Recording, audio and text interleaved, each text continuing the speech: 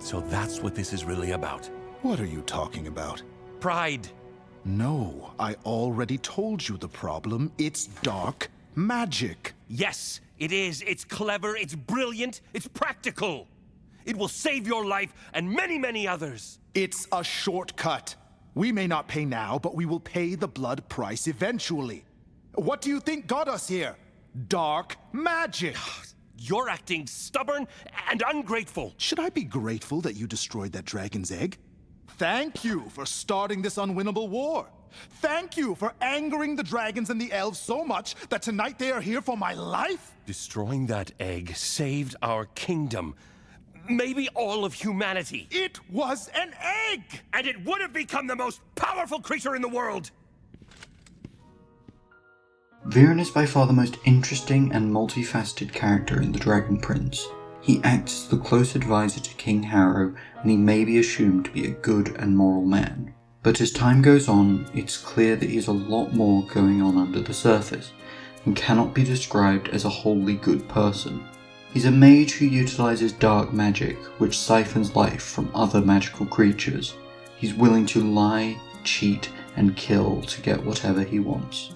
In short, Viren has a Macbeth-like quality to him, where he will constantly reach for greater and greater power, trying to satisfy his endless ambition to be important. It makes me wonder if he always had this capacity for evil, or if his goodness had become muddied over time.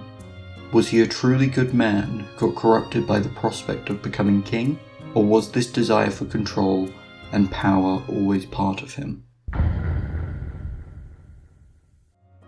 At the start of Season 1, Viren has a genuine desire to save King Harrow's life from the Moon Elves' assassination. Harrow is a close friend of Viren, so much so that Viren even sees Harrow as part of his own family.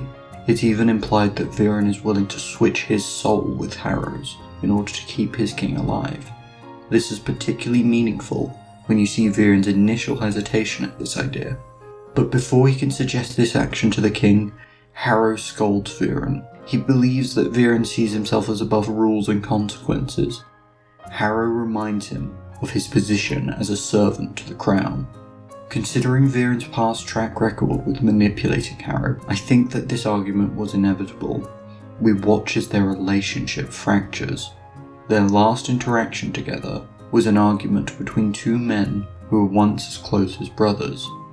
But by the time the sun rises, Harrow has been killed by the Moon Elves. I think that this last interaction with Harrow changed something within the Dark Mage. We see Viren's priorities shift, with him now wanting complete control over the kingdom of Catullus. Viren poses himself as a patriot, as a humble servant trying to protect Catullus from outside threats. But, as we learn later in the series, Viren has always enjoyed exerting control over others. This isn't a new habit. He feels he knows what's best for Catullus.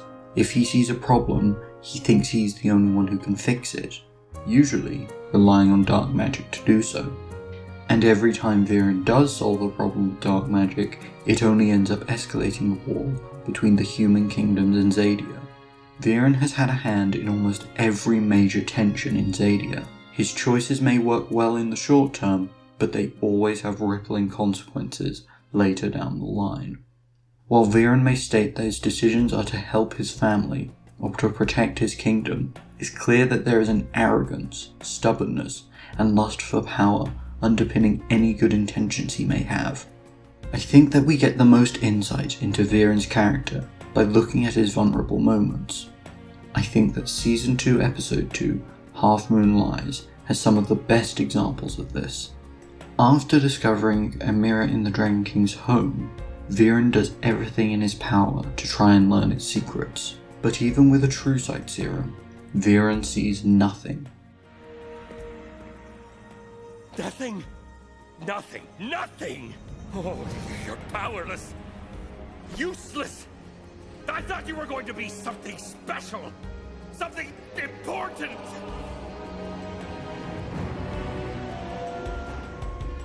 In hindsight, his rant to the mirror and his reflection clearly states Viren's own thoughts about himself. Viren sees nothing in himself. He sees a useless, powerless person who could never be important, even whilst he strives to become the king. He cannot understand the mirror and he cannot understand his own powerlessness. It's when Viren is at this desperate low point that we meet the character who will irrevocably change his life. Aravos is a manipulator to his core, and Viren plays right into the puppet master's hands.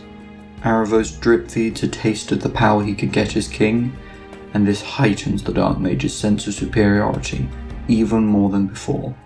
Throughout seasons 2 and 3, he continued to mold Viren to become a conqueror of Zadia for his own gain. This leads Viren to become a war-waging tyrant, tearing his family apart and ultimately leading to his death at the Stormspire.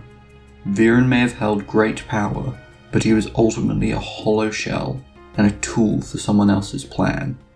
His bravado may give the impression that he's an intimidating, emotionless leader, when in truth he was a small and petty person. He relied on fear, lies, and manipulation to get what he wanted. As a king, he caused more problems than he ever solved, and he made many people throw away their lives to conquer a nation he had little desire to rule over. We meet again. Only this time, here I am on the other side. I think that the resurrection and aftermath of Viren's death manages to show off a much more fragile side to this character, which doesn't get properly explored until season 4. Because when you take away his political and magical power, Viren has very little to fall back on. He's sick and weak, only having his daughter Claudia, Terry, and the Being as company. Viren has burnt so many bridges in life that he has no kingdom and no followers to rely on. He ends up being far more reflective of his past actions, wondering if he should have taken a different path. The trauma of what happened at the Stormspire impacted him immensely. Viren ends up thinking much more about his mortality due to his resurrection only lasting 30 days. Claudia's presence and desperation to not lose her father again is one of the biggest factors that keeps him going on this dark path. Once Viren uses dark magic for the first time in his resurrection, he ends up in a fever dream, which depicts some of his deepest ruminations on the choices he's taken so far. In his dream, he's confronted by many events, choices, and people from his past. Some of the most important are his relationships to both Soren and Claudia, along with his time with the Crown. But I think the most important scenes are his time speaking to his mentor and King Harrow. Kapoor hints about how Viren surpassed any disadvantages from his upbringing, growing beyond his expectations. Viren was not always in a position of wealth, but he managed to overcome these challenges. Kapoor states that he never knew how far Viren would go for power, again emphasizing Viren's inherent greed. But in my eyes, the scene with Harrow is the truest that Viren has ever been in the show. It's such a raw outpour of emotions by Viren to a friend he believed to be dead. He finally states what it is he wanted in life. He just wanted to matter. Viren's actions may seem less black and white when you consider this fact. I would hardly say that I sympathize with Viren, but this small exchange is enough to help me to realize that he is a broken man who lost sight of what he truly valued in life. He's an egotist with the desire for great power, and he ended up ruining countless people's lives to get that power. But now, we know why he acted the way he did. The final scene of Viren's fever dream is a discussion with Viren's younger reflection. They have a dialogue about whether or not Viren is free to make his own decisions. Viren ends up justifying his actions as ones dictated by fate. He had no choice in the matter, and would simply perform whatever vile acts were necessary for both his family and his kingdom's safety. But the younger Viren disagrees, believing that he does have agency in his own life. He is not a slave to fate, and neither is Viren in the present day. I think that Viren having to accept that his actions were selfish, and that it is his choice to continue down this twisted road, what ultimately shifts his character to do better. He realizes he can make a change and stand up against Avaros, putting his foot down to not harm those he holds dear. When given the opportunity to extend his lifespan by killing the being, Viren refuses. Whilst he was very willing to sacrifice lifespan for his own gain before, it's clear that this is his breaking point. He swears off ever using dark magic again, realizing he's brought Claudia to make the same mistakes that he himself has. Throughout his life and resurrection, Viren continued on a downward spiral.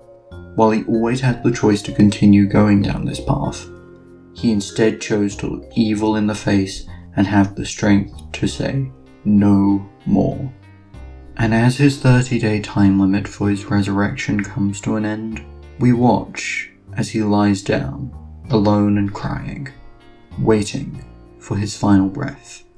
Tomorrow, the sun will rise, but Viren will not. Viren may not be happy with his final choice, but his development throughout the show is fascinating. We get to see how his dynamic with power constantly shifts, how he manipulates others, and how he himself gets manipulated. I think that there's so much more depth to this character, which I haven't explored here. I find it incredibly interesting how after witnessing Viren's fall from grace, we get to see him seriously reflect on his choices. He isn't a wholly good person, but nor is he wholly malicious. Even if it was too late to atone for his past mistakes, I'm fascinated to see how Viren's second death will impact the story moving forwards.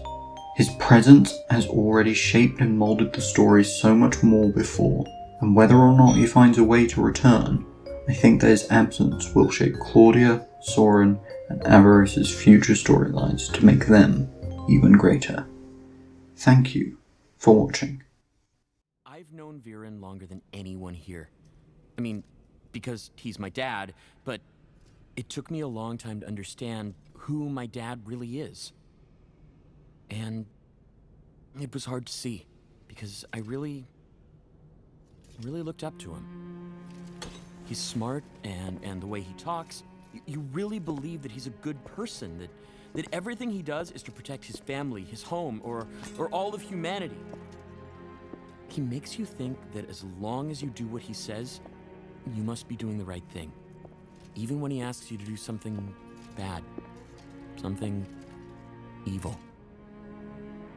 So, the truth is, someone who wants you to do horrible things and convinces you that they're good, that's a villain. My dad is a villain. And he's only gonna get more powerful, and the more powerful he gets, the more people will listen to him and believe him and follow him. So, maybe we could run, and we'd be safe for a while, but he's not gonna give up. It may seem hopeless, but our only chance is to fight him here, while we're all together. The only way to stop this is to look evil in the face and say, no more. Sorry that this video ended up taking a lot longer to put out than I expected. I ended up getting absolutely swamped by university work, and this project ended up ballooning to be a bit bigger than I anticipated. Special thanks to Danny from the Lines in Motion channel for the thumbnail of this video. Please check out their YouTube channel, they make some fantastic videos, and if you need a YouTube thumbnail, please commission them. I'll link them down in the description below. They've just hit 10k, 100k? I think it was 100k. Anyways, I have tons of ideas for future videos, and hopefully I'm planning to do one video every month. It depends on my schedule and if the size of the project remains fairly small. Feel free to recommend topics or characters I should discuss in the future. I always love hearing other people's ideas. So, yeah. Woo!